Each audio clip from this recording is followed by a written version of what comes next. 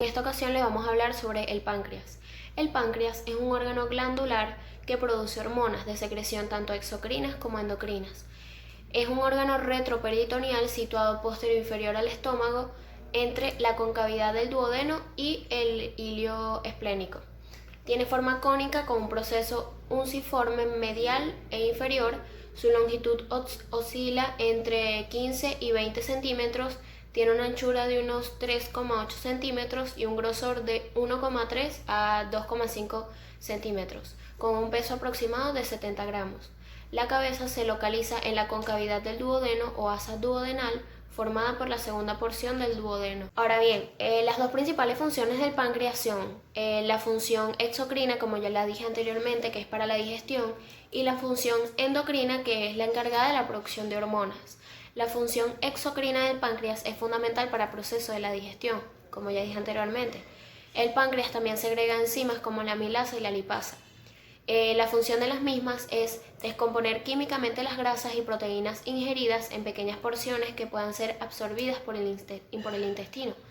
Por lo tanto, una de las primeras consecuencias de procesos que afectan la correcta excreción de estas enzimas, como determinados tumores pancreáticos o la pancreatitis crónica, es una rápida pérdida de peso y tendencia a la diarrea. Estos síntomas se producen por la falta de absorción de grasas y proteínas. La función exocrina se encuentra presente en todo el páncreas, aunque con un claro predominio en la cabeza pancreática. La proteína más importante producida por el páncreas es la insulina, ya que es fundamental para la regulación de los niveles de azúcar en la sangre. Por otra parte, las células responsables de la producción de estas hormonas no se encuentran distribuidas de forma homogénea en todo el páncreas, sobre todo se concentran en grupos de células que se denominan islotes de Langerhans. A diferencia de la función exocrina, la función endocrina del páncreas se concentra principalmente en el cuerpo y en la cola del mismo, si bien pueden hallarse islotes de Langerhans en todo el páncreas. Como ya dije anteriormente, el páncreas tiene una parte exocrina y una parte endocrina. La parte exocrina contiene unas glándulas llamadas ácidos serosos, que son redondos o ovalados con células epiteliales que están formados por las células acinosas y en parte por las centroacinosas. La parte endocrina se agrupa en islotes de Langerhans y dichos islotes son microórganos compuestos por subunidades, como la célula alfa, que es un tipo de célula pancreática ubicada en lugares denominados como islotes de Langerhans. Estas células alfa sintetizan y liberan glucagón, que es una hormona que eleva la glucosa en sangre. Esta célula alfa representa entre el 10 y 20% del volumen del islote y se distribuyen en forma periférica. La célula beta es un tipo de célula pancreática ubicada en los islotes de Langerhans también. Producen y liberan insulina, es una hormona que regula el nivel de glucosa, como ya dije anteriormente, facilitando el uso de la glucosa por parte de las células y retirando el exceso de glucosa que se almacena en el hígado en forma de glucógeno. En los diabéticos tipo 1, las células beta han sido dañadas y no son capaces de producir la hormona. La célula delta es un tipo de célula en el páncreas. Producen somatostatina, que es una hormona que regula la producción y liberación de la insulina por las células beta y la producción y liberación de glucagón por las células alfa. Y por último, la célula F, que es un tipo de célula en el páncreas que producen y liberan polipéptido pancreático. Mi nombre es Elena Delgado y soy integrante del grupo número 6. La insulina es una hormona polipeptídica de 51 aminoácidos. Sin embargo, se sintetiza como precursor de 110 aminoácidos. Su existencia fue demostrada por Chan y colaboradores. En el mismo están unidas sucesivamente las secuencias de aminoácidos de un péptido líder, la cadena A, el péptido C y la cadena B. En los humanos existe una copia del gen de la insulina. Harper y colaboradores demostraron mediante el uso de hibridación in situ que el gen que codifica la insulina está ubicado en el brazo corto del cromosoma 11. la secuencia de dicho gen, estableciéndose que el mismo está constituido por 3 exones. La primera etapa en la síntesis de la insulina ocurre al nivel de los ácidos nucleicos. El ARN transcrito primario, mediante el mecanismo de splicing, que es la eliminación de intrones y el empalme de exones, pierde los 2 intrones. En el extremo 5 se le adiciona 7-metilguanosina y en el extremo 3 se le añade la cola de poliadenina, obteniéndose el ARN maduro, el cual es traducido en el retículo endoplasmático rugoso para dar la prepoinsulina. La secreción de la insulina.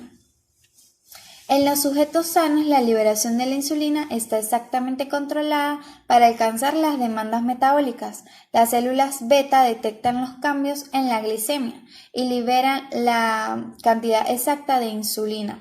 Para detectar el estado nutricional, las células beta están agrupadas en islotes, los cuales están conectados estratégicamente con los vasos sanguíneos.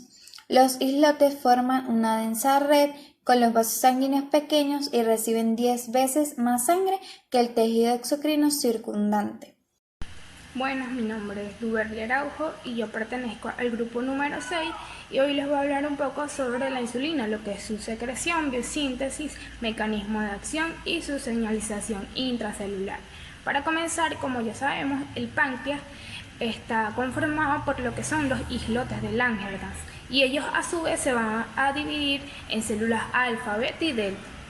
La insulina se va a sintetizar específicamente en las células betas del islote de Langerhans, específicamente en los ribosomas del retículo endoplásmico rugoso de las células. Esta se va a sintetizar principalmente como preproinsulina, que esta va a poseer 109 cadenas de aminoácidos. Este precursor pierde enzimáticamente algunos aminoácidos y se va a transformar en proinsulina, que va a poseer 83 aminoácidos. La proinsulina se transforma en insulina en el aparato de Golgi de las células beta por un proceso enzimático, dando lugar a la insulina y a un peptidoconector conocido como péptido C, que posee 32 aminoácidos. Estos se van a acumular en los gránulos secretorios ligados al aparato de Golgi en el citoplasma celular. Los gránulos que contienen los gránulos van a contener cantidades equimolares de insulina y péptido C. Estos son liberadas por hemiocitosis con participación del calcio como activador de los microtúbulos y potasio y zinc. La proinsulina posee una serie de acciones similares a la insulina. El péptido C no tiene una función fisiológica determinada, pero tanto la proinsulina en pequeñas cantidades como el péptido C van a circular en el plasma sanguíneo y la insulina va a circular en el plasma formando dímeros o hexámeros, los que se separan en moléculas para poder activar a los receptores. Va a circular en el plasma formando dímeros o hexámeros, los que se separan en moléculas para poder activar a los receptores. Y la glucosa es el secretagogo más importante de la insulina, ya que esta va a activar un receptor de membrana en la célula beta, que es el glucorreceptor. Y la secreción de insulina. Las células beta están capacitadas para secretar insulina de forma pulsátil. Esto es debido a que acontece en oscilaciones de 8 a 15 minutos y se superponen otras más lentas que ocurren con regularidad de 80 a 150 minutos. Este proceso de secreción es regulado por algunos nutrientes, otras hormonas y neurotransmisores. Algunos de ellos, esto lo que va a causar es la despolarización de la membrana de las células de la beta y a su vez liberan la insulina. Algunos de estos son la epinefrina, la alanina, glicina, la somatostatina, entre otros. Esto va a suceder frente a estímulos, mayormente sucede frente al nivel de glucosa en la sangre. Esta hormona va a presentar una respuesta de secreción que tiene dos fases, por ello la respuesta se conoce como una respuesta bifásica. El primer paso es la respuesta a una secreción de base, y esto se da gracias a que la insulina ya está acumulada en los gránulos de la célula beta, o sea, ya están sintetizadas, por la cual la respuesta es más rápida. El gránulo está preparado para su liberación atento a cualquier estímulo, razón por la cual esta ocurre esta secreción basal es debido a la interacción inicial entre la molécula de glucosa y algunos componentes de la membrana de las células que captan en forma de precoz el estímulo a manera de señal. Lo primero que va a suceder es que la glucosa va a ingresar a la célula beta a través del GLUC2. Luego esta va a pasar por un ciclo de glucólisis, ciclo de Krebs, etc., produciendo unas moléculas de ATP. Esto por oxidación, los canales de potasio ATP dependientes se cierran y despolariza la membrana. Esta despolarización va a hacer que los canales de calcio controlados por voltaje se abran e ingrese calcio a las células.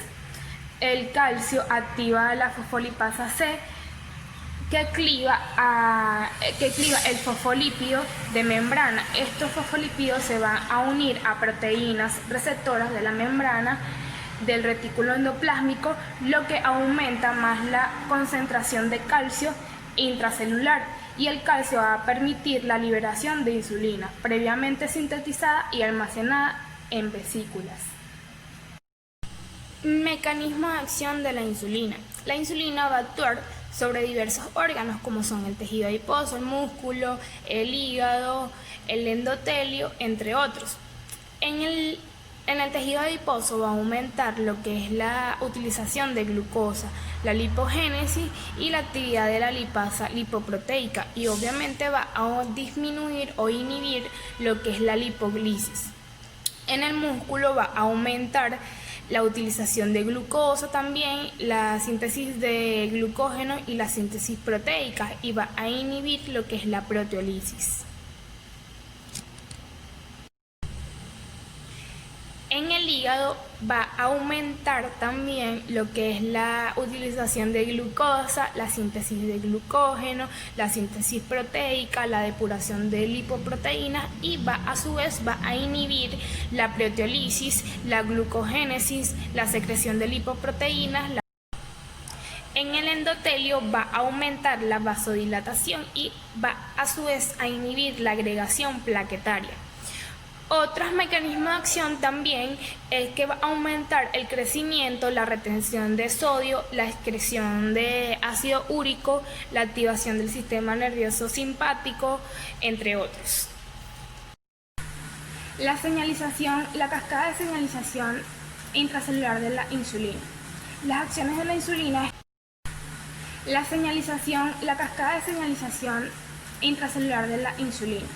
Las acciones de la insulina son mediadas por una cascada de señalización intracelular en las cuales la fosforilación inicial del receptor en residuos de tirosina lleva a una serie de eventos de fosforilación de sinasas de tirosina y serina treonina.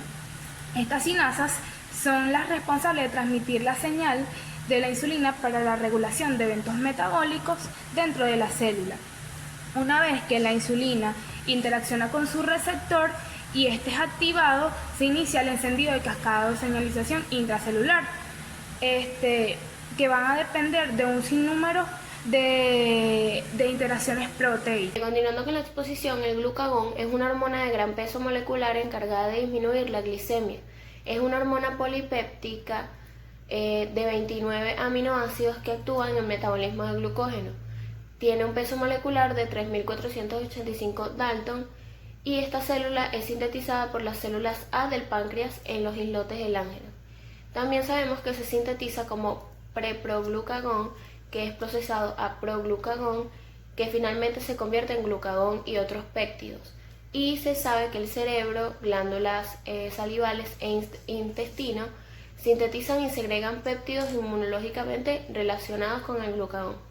Ahora bien, la somatostatina es un polipéptido de 14 aminoácidos con una vida muy corta de 3 minutos que estimula la glicemia, el aumento de aminoácidos a grasos y diversas hormonas.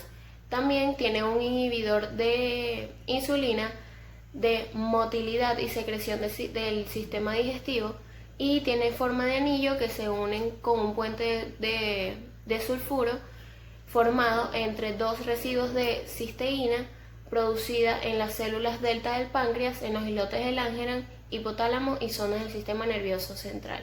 Muchas gracias por su atención.